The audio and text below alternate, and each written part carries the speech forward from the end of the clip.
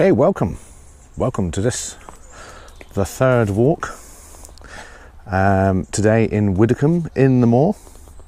And had I read the book, it does say Widecombe is famous for its fair, which is always held on the second Tuesday of September. So there you go, I could have saved myself a trip. But anyway, it was a lovely drive. No, it wasn't actually, the traffic was murder, but we are here today. There we go. Right, so we start off in the car park, which is in the green. There is a cafe over there called the Cafe on the Green. This walk is 4 miles. Severity, hard at first, then easy. So I wonder we're going to go up a hill and then down it. We will see. Takes about 2.25 hours. So, onwards. Says everybody has heard of Uncle Tom Cobley and all. I haven't. And that means one thing only, Widecombe Fair. Widecombe, or to give its place its full name, Widecombe in the Moor, is possibly the best known village on Dartmoor and one of the most picturesque. I remember being quite surprised when I found Widecombe, having lived here for many years. I'd never heard of it, and then just stumbled upon it, went for a drive, and it is rather nice. There's a couple of lovely pubs. One that's well worth the walk is a little bit out, I forget the name of it. You'll know if you look on Google or something. There's one in the town, which is the Old Inn, which has some rather nice ale, I have to say. And then one that's a little bit of a walk down the hill that's very cute, and they have vicious ducks. Remember that.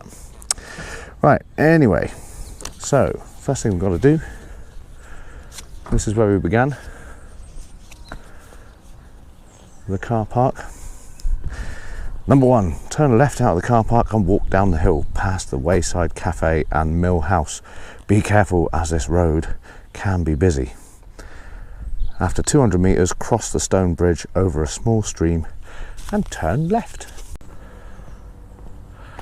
I have to say the drive over here was absolutely stunning. Okay, so we're crossing a stream. Or is it a babbling brook? I'd call that a brook. It's probably technically incorrect. But it's a tiny stream anyway. It is a busy road, isn't it? Okay, turn left.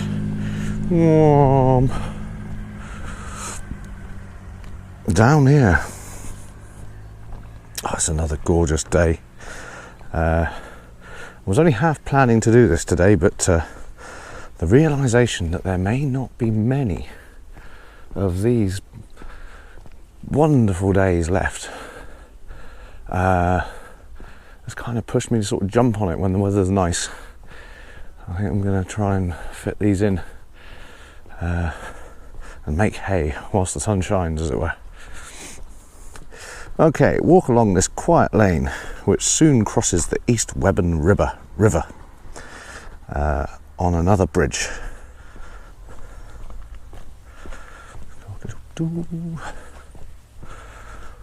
Oh, the blackberries are out. I don't know, is it me? They always seem to be, they're like red, and then you see them and they're brown and shriveled up. I suppose in some ways it would have been good to have come and filmed a bit of the fair, but I literally could not get here. There was a big sort of car park miles away from Widecombe, and when I asked the steward how I could get here, she said, well, it's 7 miles that way or 3 miles that way, and the traffic was murder. So yes, you'll have to Google for the fair. I'm sure there'll be some footage somewhere that someone's taken.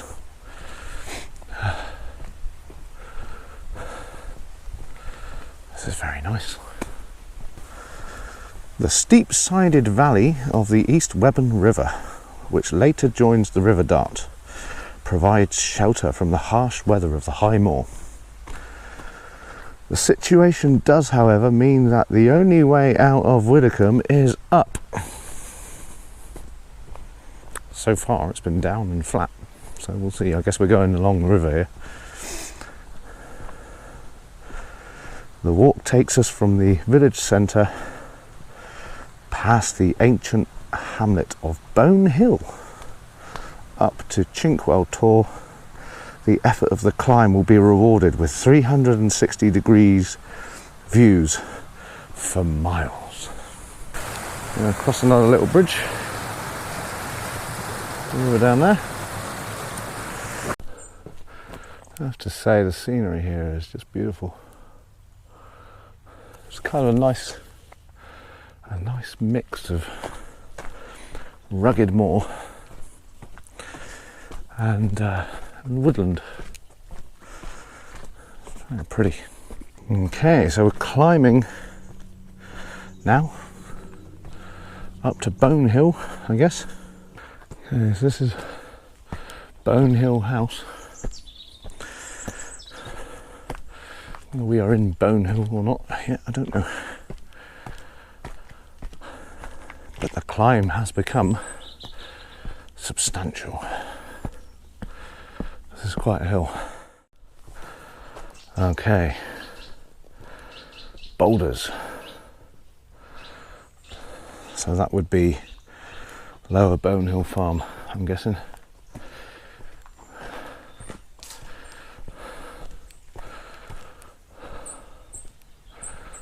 It's beautiful old buildings. There'll be conkers here soon.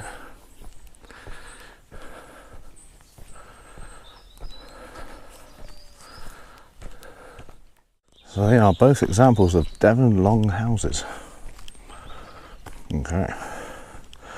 The living quarters were at one end of the building and the animals are kept at the other end. Hygiene, see? One has the date 1682 over the door. The hill steepens as a small stream tumbles alongside. I can hear a tumbling stream. Digging in.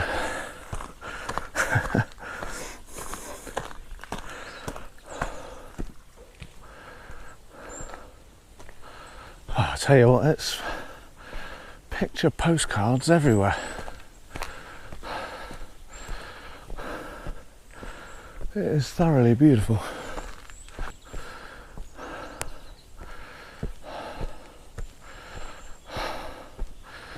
There's birds flittering across the lane.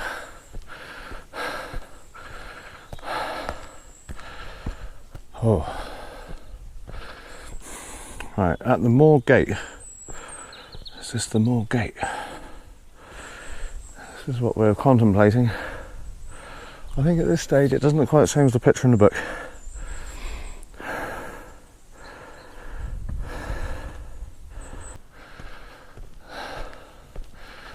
This is quite a hill. I'm only going to walk a little bit longer up here.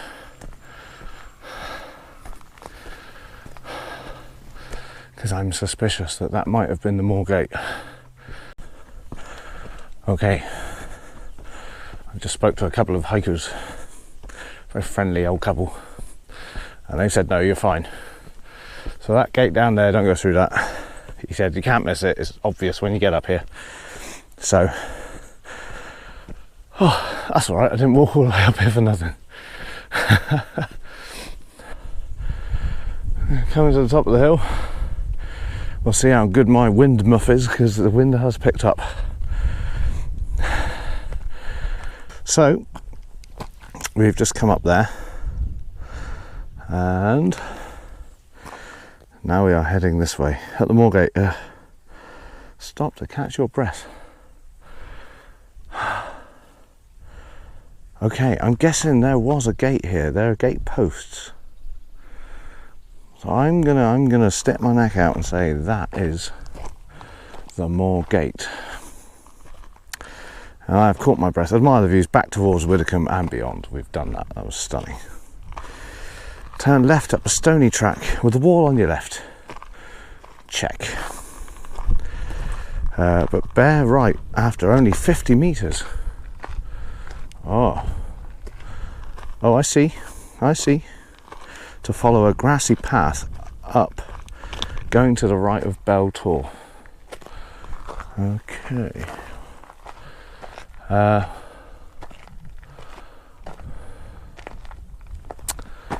There's one there, and there's also one up there. However, aha! Useful information abound in this episode. Here is the gate. That is the gate that is pictured in the book. So this is where we're going to turn up right. I think the idea is we just go around the Tor. Okay, continue onwards and upwards towards Chinkwell Tor, where the views really open up. Oh, they do. They do. Isn't that just amazing?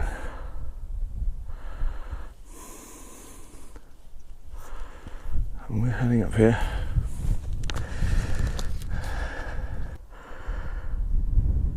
It is just absolutely breathtaking.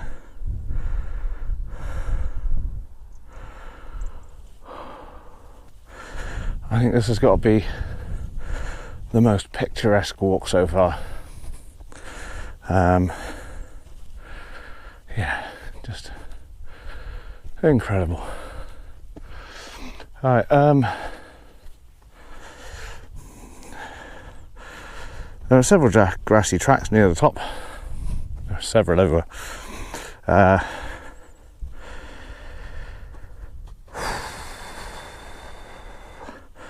But keep left to walk towards the cairn piles on the summit.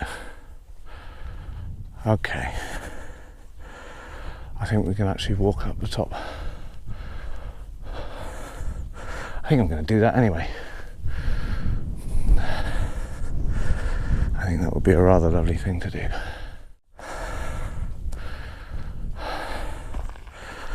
Okay, so now I'm kind of forking left a bit. Basically to get on top of this Tor.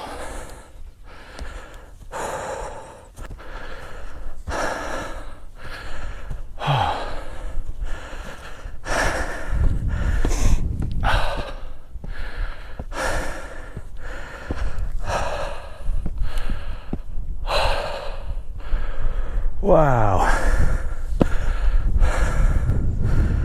Wow. Oh. That is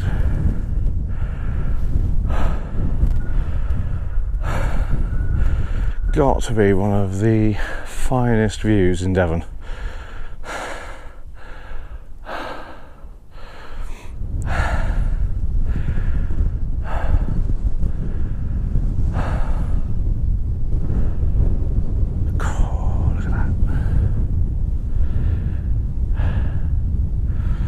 Okay, well, unfortunately I can't stay here all day because we are not even halfway, I don't think. But I'm going to get down somewhere less windy just in case my muff is not functioning and you can't hear a word I'm saying.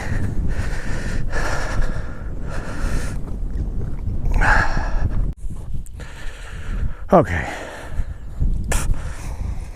Flies.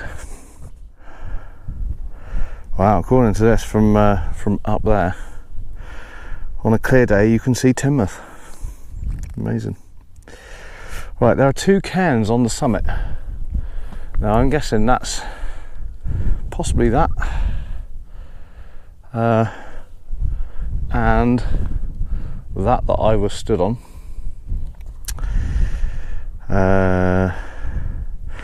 Which is 458 metres, 1,502 feet above sea level. You can now see Hound Tor on the right. Is that? I don't know. So, with the lower outline of hay down to the left or north of it. If you look carefully at the far end, you should be. Oh, hang on, I'm reading the same thing again. Right. Go between the two stone piles and then down on the grassy track towards Honeybag Tor. Right,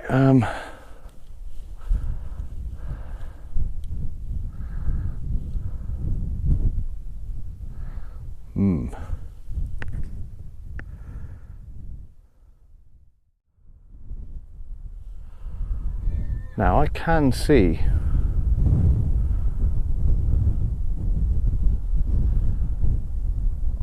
what looks like a couple of piles of rocks over there, and I can also see a walker. He might be better at this than I am, he might know where to go, so I'm going to do that. Okay, I've climbed back up because I couldn't find anything remotely like a grass track down there, so kind of followed the track which is opposite the stones, which I guess is what I should have done. It just didn't look enough like cairns. I know, I was expecting big piles of rocks one on top of the other sort of thing. I guess that's what they are. They didn't look it up close. So we're heading along here in the hope that this is going to Honeybag Tor, which the book says you are welcome to climb to the top of to admire the strange shapes of the rocks. Aha! This looks more like a proper track. Okay. I guess this is just one of the, well, not dangers, but one of the issues of following this book on the moor is it's quite easy to become unsure of where you're going.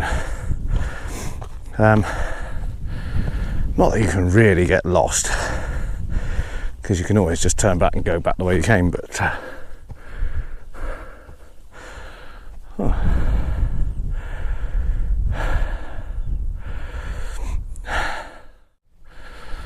hello horses, don't mind me,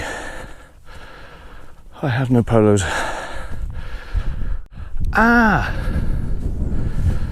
That is what I would consider a pair of cairns. Big piles of stones. Excellent.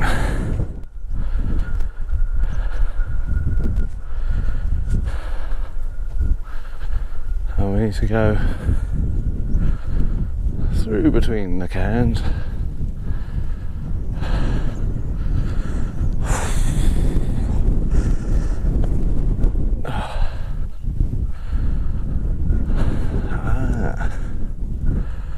So I wonder now if all that stuff I was reading about seeing all the different tours is actually applicable to here. On the right, a Widecombe Tor.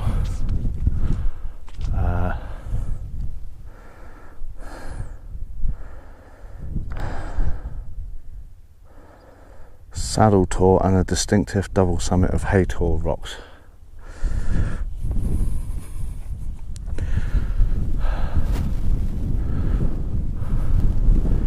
I guess that's up there, yeah. Cool. Okay, so we're going down between the cairns, down the grassy track, which is now blatantly obvious. That must be Honeybag Tor.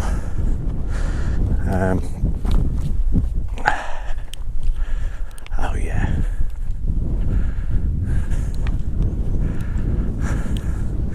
Again, this is a theme that's arising from this book. is you go along, maybe it's just me, you go along and you think, oh, where am I supposed to be going? But actually, if you just keep going for a bit longer, you kind of figure it out. You find where you're supposed to be, which is good. Wow, lovely view from here. Again. So we're going down here.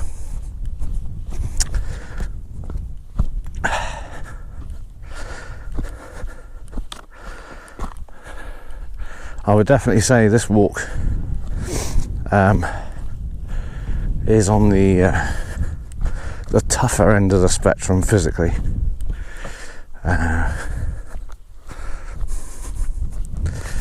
Although that walking, the couple that I met, they said that they did it the other way round, and it's much easier, which I can believe.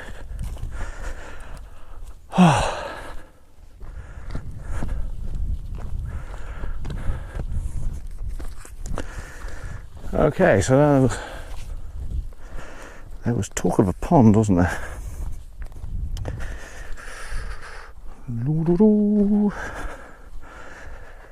No, the small pond to the right of the track now is Slade's Well. I can see a little, like an oasis in the scrub. Just before climbing Honeybag Tor, take the grassy path on the left going downhill beside an old gully. Alrighty.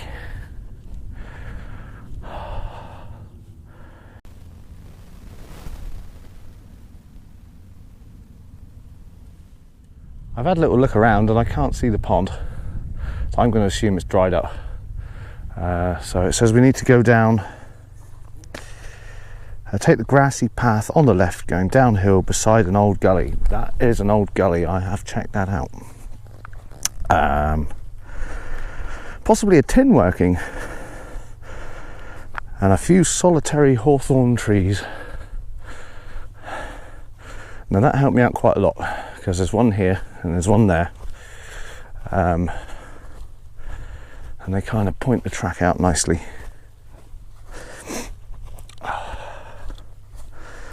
So we are making our descent. A solitary hawthorn tree.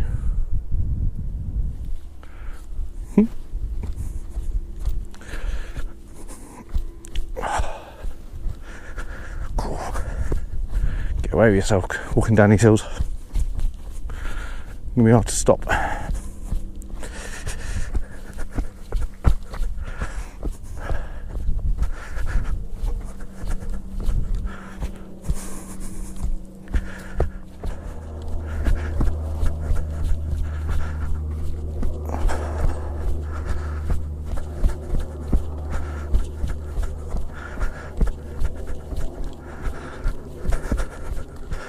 I'll tell you what, we descend much quicker than this.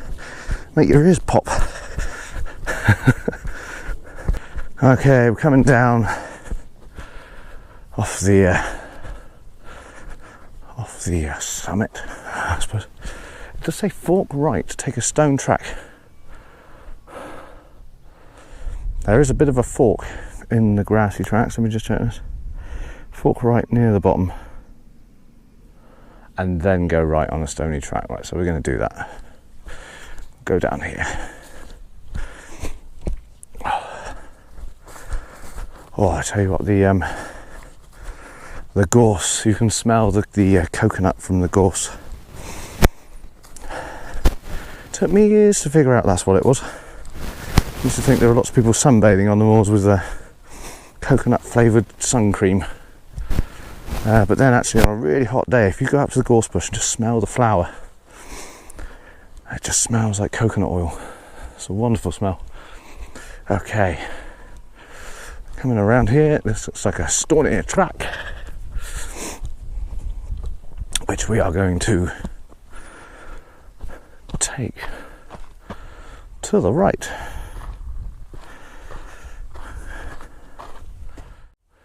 There is going to be so much just views on this video. Moorland porn It's just stunning. It's everywhere. I have never been around Widecombe. Like I said, I've been to Widecombe and sat in the pub and had a lovely pint of beer. Maybe two. There's a gate down there. That looks like someone's private gate. I'm going to ignore that. But yeah, this is just amazing.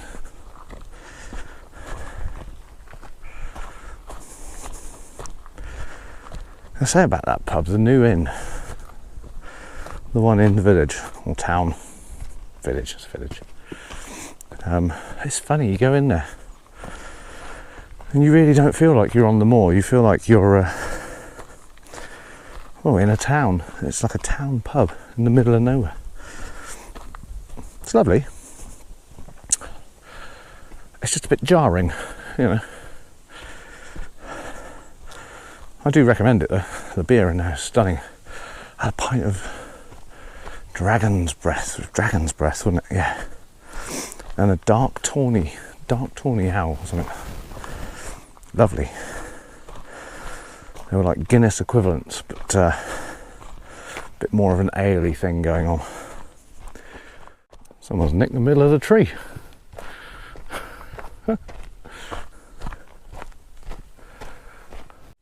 When you come down off the moor, you come to these sort of little woodland areas. They're always so peaceful and still. The air is really still and hot. Absolutely gorgeous. I think you'd be hard pressed, actually, on a hot day to find a lovelier place to be than in one of these little valleys on the moor. Okay, enough of the tourist information pitch. There's the gate. Okay, this is the said gate that it says in the book. Go through a gate, continue down this track, now rather rough, to the road by a cattle grid. I can do that. Okay, word of warning, I just had to climb that gate. I couldn't get it open. I don't know what's going on with that, so bear that in mind if you're coming on the moor in a skirt.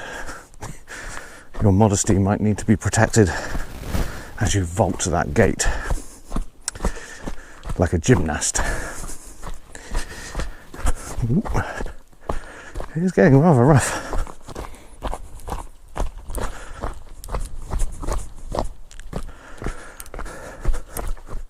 Okay, we've come back to the road and there's a cattle grid, as we were expecting. Let's just turn left and walk down this lane with the East Webburn River in the valley below. As you pass a substantial house at Bag Park, you should see alpacas in the field beside the road. Wow. Oh, let's have one last look at that. Look at that. Beautiful.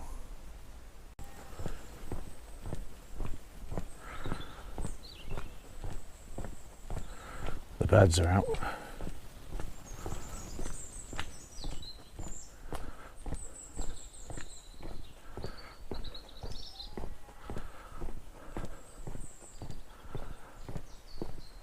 There's no sign of any alpacas just yet.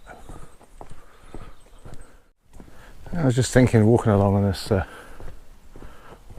glorious day, that people have lived here for hundreds and thousands of years, and you wonder how they did it. You know, in this age of Tesco's and Lidl's and Amazon.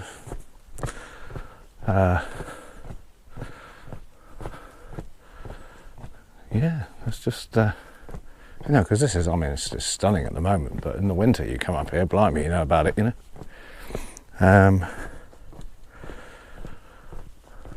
Yeah, it must have been a rough old place to live. I did hear once that Dartmoor is one of the most difficult places on the planet for life, because the temperature up here can change 5 degrees either way or something, like in an hour, and it makes it very hard for life to get established. Whether that's true or idle pub talk, it doesn't matter. I'm going to say it anyway. The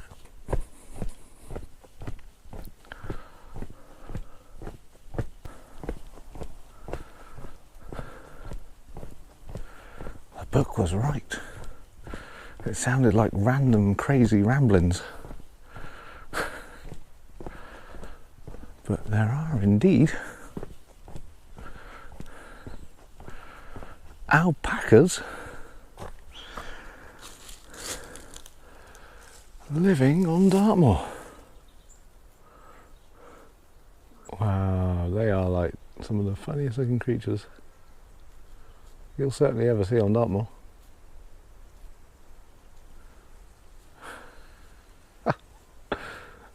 There's some lying down over there in the sun, and they just look dead. They know how to relax, that's for sure. So, from the alpacas, it says shortly after this, about 200 metres from the entrance gates to Bag Park, that was the house next to the alpacas. Look out for a small stream tumbling out of the roadside wall on the left. Now it might not be because it's been hot. Keep an eye out for it anyway. Almost opposite this is a parole stone. The curious spelling of one miol, M-I-O-L, is no doubt due to the way that words were spoken in those times by locals. Continue down the lane past fields and woodlands, which are full of bluebells in the spring. Ah.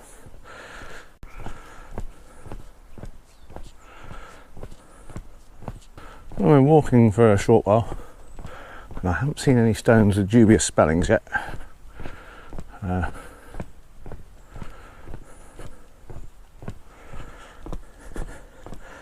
don't think it matters. Like I say, I think this is just taking us straight into Widecombe. It's got a bit chilly.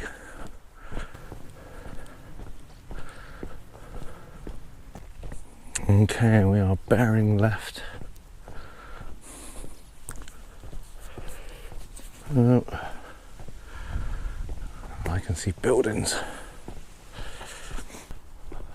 Well, just wandering along this lane. I have to say, so far, I think this has to have been my my favourite of the walks I've done so far. I enjoyed the hill, going up the hill to start. I like a bit of that, bit of getting your ankles in and getting some altitude, and it was well worth it. The views up at those tors I've forgotten the names of were stunning, incredible. But yeah, if you're going to do this walk, just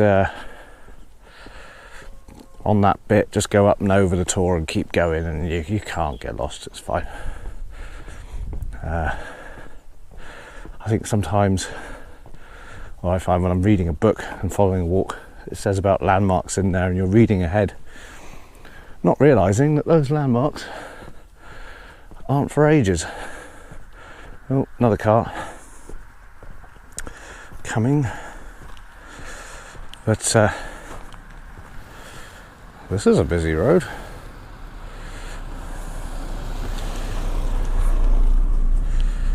But yeah, well worth it. I'm going to be interested to see how my wind noise was, because it was a bit blowy up there. Nowhere near as blowy as Haytor, but certainly enough that you should have been hearing something. So.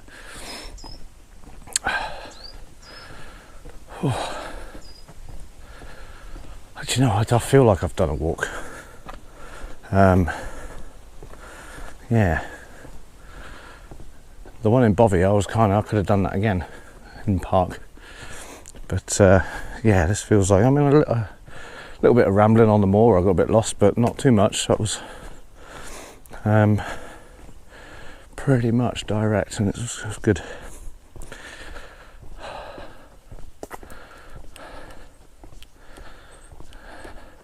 Okay, that was a bit of a drag there. We're just on the road, not a lot to see. Pleasant, but you know, don't want to bore you, send you to sleep walking along the road. Anyway, so here we are. We are now back at Widecombe in the Moor.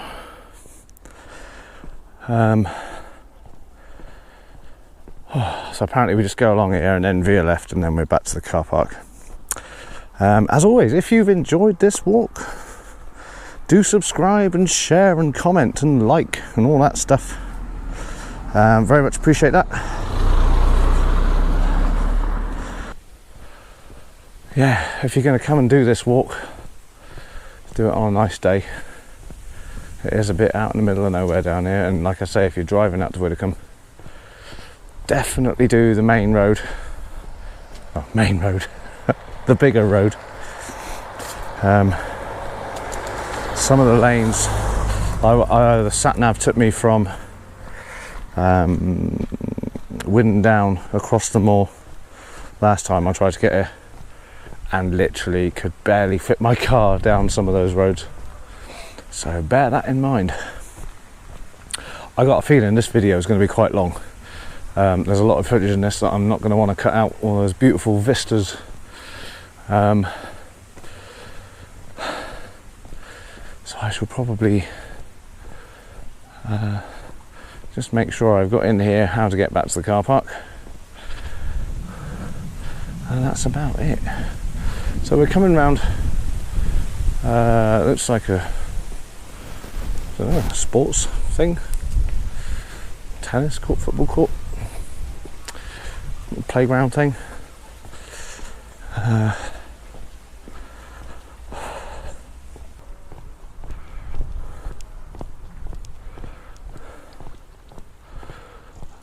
think that's where we were, up there. Blimey. It's a proper trek. So yeah, we've come out by the Old Inn car park, which is in there if you've got the time. Like I say, do recommend that, and the other one. I wish I could remember the name. It's got a funny old name. The Rumpel something, or Rugglestone? Is it Rugglestone? Could well be. Yeah, I'm going to go with that. It's the Rugglestone Inn. Okay. And that's not where I am.